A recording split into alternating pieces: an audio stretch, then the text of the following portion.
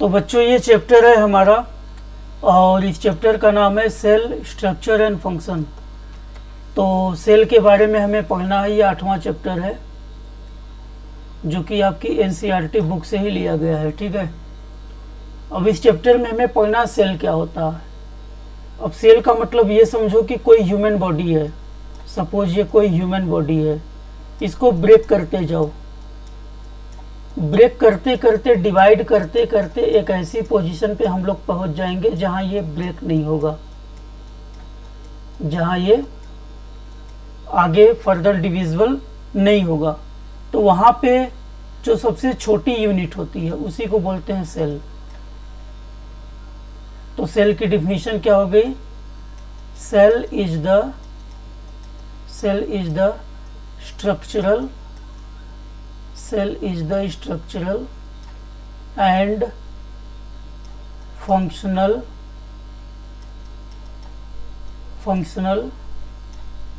Unit of life. ये cell की definition हो गई। ठीक है, चलो, तो जो सेल होते हैं तुम्हें मालूम है कि जो स्ट्रक्चरल यूनिट ऑफ ऑर्गन जिसको हम लोग बोलते हैं सेल ब्रिक्स जैसे होते हैं। अब ब्रिक्स कैसे होते हैं? जैसे देखो यहाँ पे डायग्राम होगा, कहाँ पे, ये जैसे ये डायग्राम देखो, इस डायग्राम में ब्रिक्स बने हैं, है ना, इस तरीके से ब्रिक्स बने हैं। अब जब बिल्डिंग बनती है तो सबसे छोटी यूनिट क्या होती है? कोई भी बिल्डिंग जब बनती है तो उसकी सबसे छोटी यूनिट होती है ब्रिक्स। तो उसी तरह हमारी बॉडी में ये बिल्डिंग है, हाउस है, मकान है, उसी तरह हमारी बॉडी जो बनी हुई हो उसकी सबसे छोटी यूनिट क्या होती है? सेल। और सेल को अगर ड्रॉ करो तो ऐसे ड्रॉ कर सकते हो, ये हमारा सेल का स्ट्रक्चर है। ये अब देखो डिस्कवरी ऑफ सेल कैसे हुई। 1965 में रॉबर्ट हुक थे, उन्होंने सबसे पहले जो है कॉर्क क्या होता है? एक तरह का प्लांट पार्ट्स होता है, प्लांट का निकला हुआ पार्ट्स होता है। तो उसमें उन्होंने देखा था और उसको माइक्रोस्कोप में जब उन्होंने देखा तो वो इस तरह से देखो छोटे छोटे बॉक्स दिख रहे हैं, छोटे छोटे बॉक्स दिख रहे हैं। तो ये बॉक्स जो है इसको इन्होंने क्या नाम दिया? सेल नाम दिया। इसको इन्होंने सेल नाम दिया। तो एग्जाम में पूछा जाएगा हु डिस्कवर्ड सेल और how it is discovered, when it is discovered. तो ये सारे क्वेश्चन इसमें बनते हैं। इसके बाद है कि सेल जो है ऑर्गेनिज्म की सबसे छोटी यूनिट होती है। रॉबर्ट हुक ने इसको ऑब्जर्व किया था, ये हो गया। अब सेल के होता क्या है? Cell are the basic structural units. जैसे बिल्डिंग में जो है ब्रिक्स होते हैं, उसी तरह सेल जो है हमारी बेसिक स्ट्रक्चरल यूनिट है, मतलब उससे छोटा कुछ नहीं है। ठीक है, cell in the living organism are complex structure unlike ये है। अब आ गए हम लोग यहाँ पर organism show variety in cell number. कई सारे ऑर्गेनिजम्स होते हैं, जैसे हम जानते हैं कि मिलियंस ऑफ लिविंग ऑर्गेनिज्म है, यानी करोड़ों लिविंग ऑर्गेनिज्म है। और सारे ऑर्गेनिज्म में सेम नंबर ऑफ सेल नहीं होता, सभी ऑर्गेनिजम्स में सेम शेप ऑफ सेल नहीं होता, सभी में सेम साइज ऑफ सेल नहीं होता।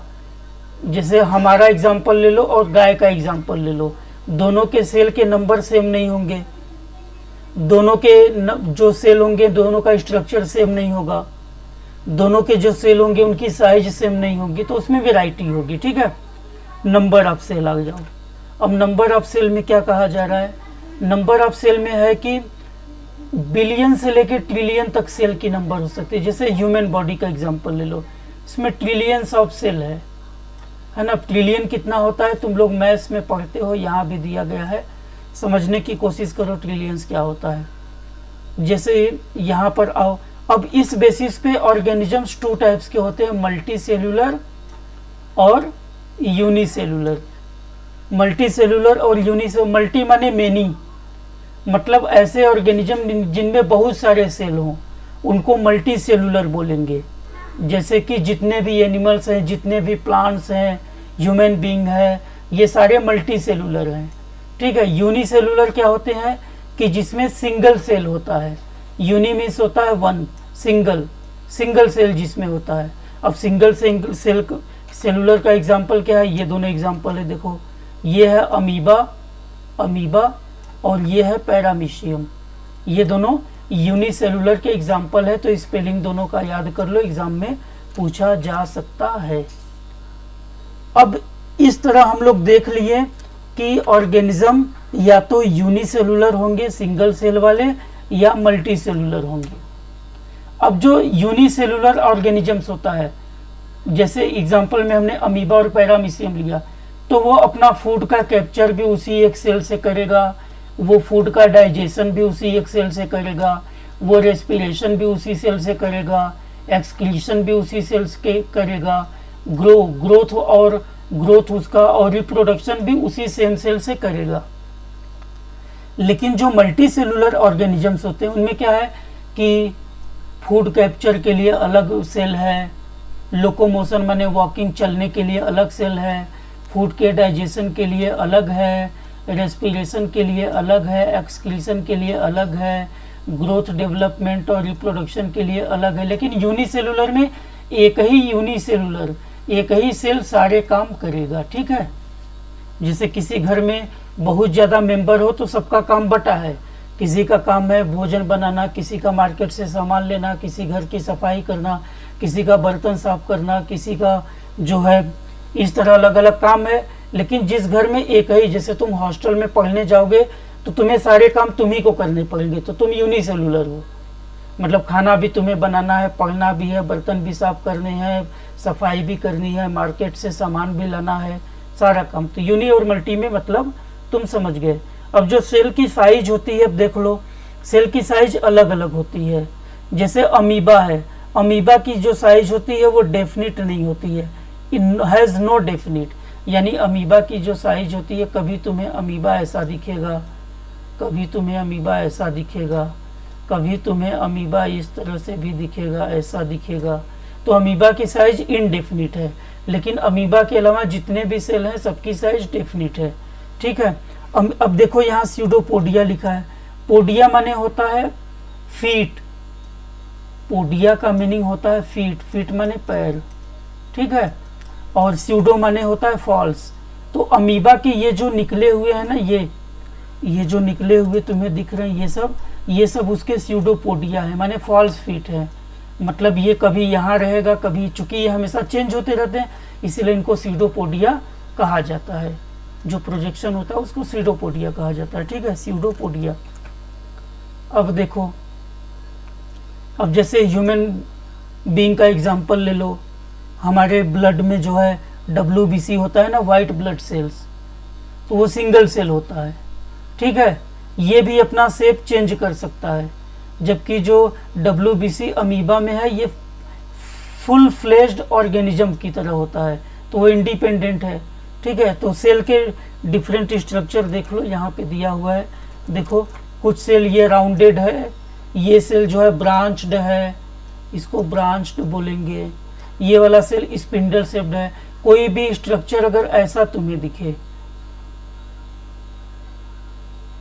इस तरह से कोई स्ट्रक्चर तुम्हें दिखे, तो उसको हम लोग बोलते हैं स्पिंडल शेप्ड।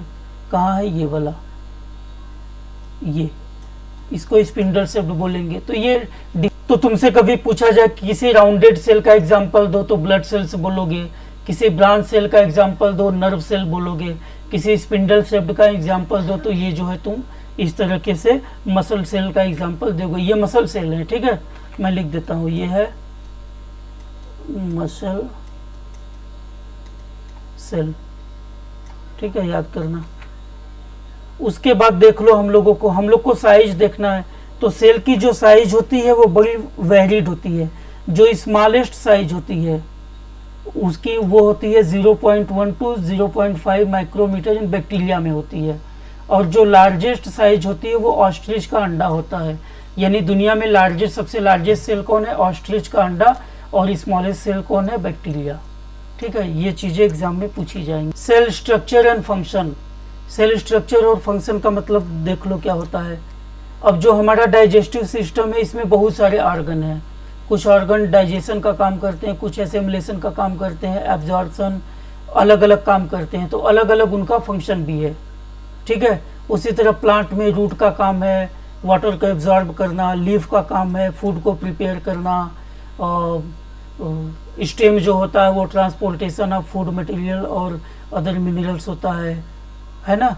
तो ये अलग अलग सेल का अलग अलग काम है। जिससे हमारे बॉडी में टिश्यू होता है, टिश्यू के एग्जांपल क्या, a group of similar cell performing a specific function. तो आपसे अगर टिश्यू का डेफिनेशन पूछा जाए तो ये टिश्यू का डेफिनेशन है।